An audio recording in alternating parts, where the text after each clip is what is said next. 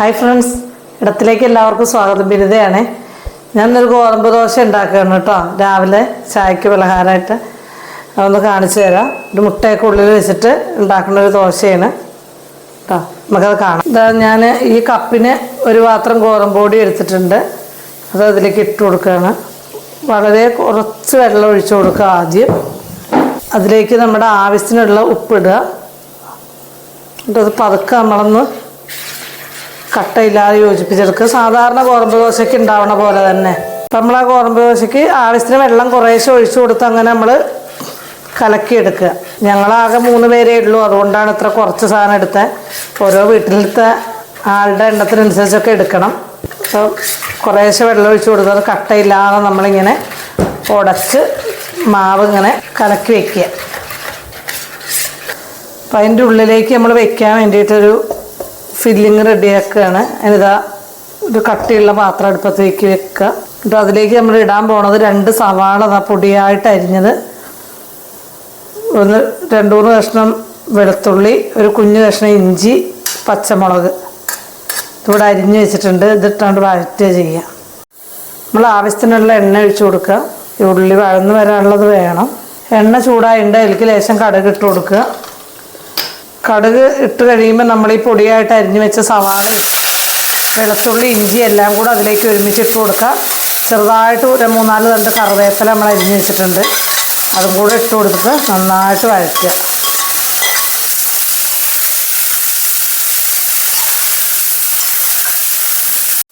അതുപോലെ ഇതിങ്ങനെ നല്ല ചുമക്കനെ മൂത്ത് വരണം, നല്ലോണം മൂക്കണം. വഴന്നിരുന്നാൽ നമുക്ക് അത്ര ഒരു ടേസ്റ്റ് കിട്ടൂല. എന്നിട്ട് ഇതിലേക്ക് നമുക്ക് ആവശ്യമായ മസാലകൾ ചേർത്ത് കൊടുക്കാം. വളരെ കുറച്ചൊരു 1/4 ടീസ്പൂൺ വേണ്ട മഞ്ഞൾപ്പൊടി. മഞ്ഞൾപ്പൊടി നമ്മുടെ വീട്ടിലൊക്കെ പൊടിച്ചതാണെങ്കിൽ കുറച്ച് നന്നായിട്ട് മൂപ്പിക്കണം, അല്ലെങ്കിൽ അതിനൊരു കുത്തണ ചുവയായിരിക്കും കുറച്ചിട്ടാൽ തന്നെ. അപ്പോൾ അത് ഫസ്റ്റ് ഇട്ടിട്ട് നന്നായിട്ടൊന്ന് മൂപ്പിക്കണം. പിന്നെ അതിലേക്ക് ഒരു 1/4 ടീസ്പൂൺ മല്ലിപ്പൊടിയാണ് ഇടുന്നത്. മല്ലി അതിലും കുറവായിട്ടുള്ള മുളക് പൊടിയെ ചേർത്തേണ്ടത്. മല്ലിപ്പൊടിയെക്കാട്ടിലും ഒരു പൊടിക്ക് കുറവ് വേണം മുളക് പൊടി എടുക്കാൻ. നമ്മളിതിലേക്ക് പച്ചമുളക് ഇട്ടിട്ടുണ്ട്. ഇനി തുള്ളി കുരുമുളക് പൊടി ചേർക്കും. ഒരു 1/4 ടീസ്പൂൺ കുരുമുളക് പൊടി ചേർത്തിട്ടുണ്ട്. ഗരം മസാലപ്പൊടിയുടെ ഒരു 1/4 ടീസ്പൂൺ. ഇനി ഇതിലൊക്കെ പകരം ചിക്കൻ മസാല ഉണ്ടെങ്കിൽ ചിക്കൻ മസാല ചേർത്താം. അപ്പോൾ അത് വേറൊരു രുചിയാണ്. കുറച്ച് പെരിഞ്ചീരകം, തക്കാളിയുടെ പകുതി, വലിയൊരു തക്കാളിയാണ്, അതുകൊണ്ട് അതിൻ്റെ പകുതി വരെ അരിഞ്ഞിടുന്നുണ്ട്. മസാലയൊക്കെ ഇട്ടതിന് ശേഷമാണ്, അല്ലെങ്കിൽ മസാല മൂത്ത് കിട്ടാൻ ഒരുപാട് സമയമെടുക്കും. അപ്പം ഞാനെപ്പോഴും തക്കാളി മസാലയൊക്കെ മൂപ്പിച്ചിട്ട് മാത്രമേ യൂസ് ചെയ്യാറുള്ളൂ. മസാലയ്ക്കുള്ള ഒരു ഉപ്പ് കുറവ് മതി. ദോശയ്ക്ക് നമ്മൾ ഉപ്പിടുന്നതാണ്. നല്ല അലുത്ത് വരുന്നോട്ട് ഇതിൽ കിടന്നൊന്ന് മിക്സായി വരട്ടെ. ഇതിലേക്കൊരു 2 സ്പൂൺ വെള്ളം ഞാൻ ഒഴിച്ചു കൊടുത്തു, ഒന്നിങ്ങനെ കുഴഞ്ഞ് വരാൻ വേണ്ടിയിട്ട്. ഇത് കുഴഞ്ഞ് വന്നിട്ടുണ്ട്. ഇനി നമ്മളിത് ഇറക്കി മാറ്റുകയാണ് കേട്ടോ. നമ്മൾ ദോശക്കല്ല് വെക്കുകയാണ്. ഇത് നമ്മൾ ദോശ ചുടുമ്പോൾ അതിൻ്റെ ഉള്ളിലേക്ക് മുട്ട നടുക്ക് മുറിച്ചിട്ട് വെക്കുക ചെയ്യുക കേട്ടോ. മസാല ഞാൻ വേറെ ഇവിടെ റെഡിയാക്കി വെച്ചിട്ടുണ്ട്. നമ്മുടെ കല്ല് ചൂടായിട്ടുണ്ട്. അപ്പോൾ അതിലേക്ക് നമ്മൾ ഒരു തവി മാവ് ഒഴിച്ചു കൊടുക്കുകയാണ്. ഇത് നോൺ സ്റ്റിക്കിൻ്റെ പോലത്തെ ഒരു കല്ലാണ്, വെയിറ്റൊക്കെ ഉള്ളതാണ്. അപ്പോൾ അതിൽ നമ്മൾ ആദ്യം തന്നെ എണ്ണ തടവിയാൽ അതിൽ പരത്തി കിട്ടാൻ ബുദ്ധിമുട്ടാണ്, കട്ട കുത്തി ഇങ്ങനെ വരും. അപ്പോൾ ഇതിൻ്റെ മുകളിലേക്ക് നമ്മളിങ്ങനെ നെയ്യ് തൂത്ത് കൊടുക്കുക കേട്ടോ. വെളിച്ചെണ്ണ തൂത്താലും മതി, നെയ്യൊക്കെ തൂക്കുമ്പോഴൊരു രുചി വരിക. ദോശയ്ക്കൊക്കെ ഒരു ടേസ്റ്റാണ്. എന്നിട്ട് അതിനെ നമ്മളിങ്ങനെ മറിച്ചിടുക.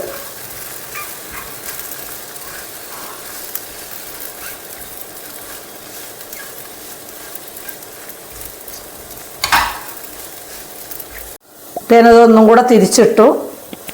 അതങ്ങനെ നമ്മൾ ഇതിൻ്റെ മുകളിൽ ഇങ്ങനെ ചെറുതായിട്ട് മുരിഞ്ഞ് വരുന്നതാണ് നമ്മുടെ ഒരു പാകം. നമ്മളിങ്ങനെ ചട്ടകം കൊണ്ട് പതുക്കെ ഇങ്ങനെ അമർത്തി കൊടുത്ത് വീണ്ടും അതിനെ തിരിച്ചിട്ട് അങ്ങനെ അത് മൊരിയിച്ചെടുക്കണം. അപ്പോൾ നമ്മൾ തിരിച്ചിട്ടു. ഇനി നമ്മൾ ഉണ്ടാക്കി വെച്ച മസാലയിൽ നിന്ന് കുറച്ചെടുത്തിട്ട് ഇതിൻ്റെ നടുക്കോട്ട് ഇങ്ങനെ വെച്ച് കൊടുക്കുകയാണ്. ദോശക്കല്ലിന് ദോശ ഇങ്ങനെ തെന്നി പോവാണ്.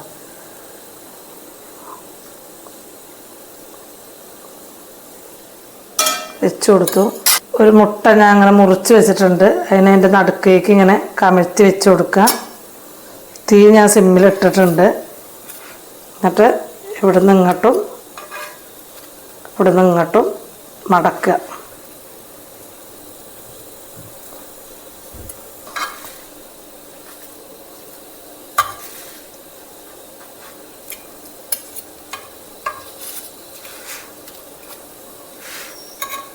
അത് മടക്കാൻ ദോശ ഇച്ചിരി കൂടെ വലിപ്പം വേണമായിരുന്നു. മടക്കാനപ്പോൾ ഇങ്ങനെ മടക്കിയിട്ടാവണില്ല. എന്നിട്ട് അത് തിരിച്ച് വിട്ടിട്ട് ഇങ്ങനെ നമ്മൾ ഫ്രൈ ചെയ്തെടുക്കുക. അപ്പോൾ ആ സമയത്ത് നമുക്ക് കുറച്ചുകൂടെ നെയ്യൊക്കെ ഇതിൽ പുരട്ടി കൊടുക്കണം. തീ ഞാനിപ്പോൾ കുറച്ച് വെച്ചിരിക്കുകയാണ്. ഇവിടെ ഞാൻ വലിയ സ്റ്റൗവിലാണ് വെച്ചത്. അതിലിങ്ങനെ നെയ്യൊക്കെ കുറച്ചും കൂടെ പുരട്ടി കൊടുക്കുക.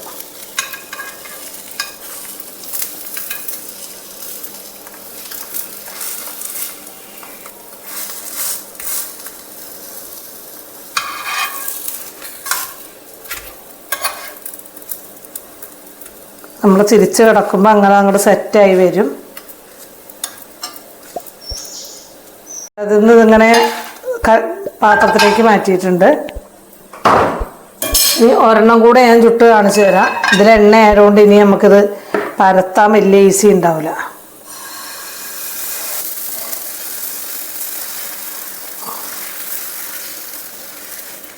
ഇതായിട്ടുണ്ട്. അപ്പം നെയ്യ് പുരട്ടി കൊടുക്കുക. നെയ്യ് പറ്റാത്തവർ വെളിച്ചെണ്ണ തേച്ച് കൊടുത്താൽ മതി. തീ സിമ്മിലേക്ക് ആക്കി. ഇപ്പോൾ ദോശ മുരിഞ്ഞിട്ടുണ്ട്. മുട്ട പകുതിയായിട്ട് മുറിച്ചതാണ്.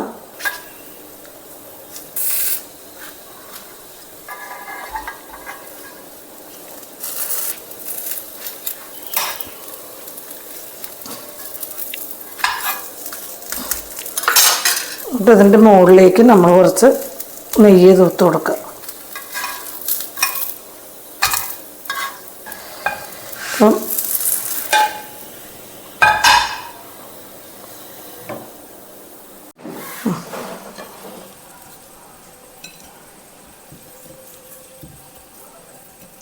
കഴിച്ചിട്ട് അഭിപ്രായം പറയും. മസാലയുടെ കഥ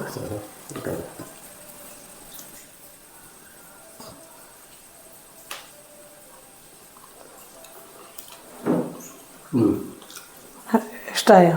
രസമുണ്ട്. അപ്പോൾ ഗോതമ്പ് ദോശ ഉണ്ടാക്കി സോമേട്ട കഴിച്ചിട്ട് ഇഷ്ടമായിട്ടുണ്ട്. എല്ലാവരും ഇതുപോലെയൊക്കെ ഉണ്ടാക്കി നോക്കുക. നമ്മുടെ റെസിപ്പീസൊക്കെ ഇഷ്ടപ്പെടുന്നുണ്ടെങ്കിൽ ചാനൽ സബ്സ്ക്രൈബ് ചെയ്യുക. കൂടുതൽ ആളുകൾക്ക് ഷെയർ ചെയ്ത് കൊടുക്കുക. അടുത്ത വീഡിയോയിൽ നമുക്ക് വീണ്ടും കാണാം. Okay, thank you.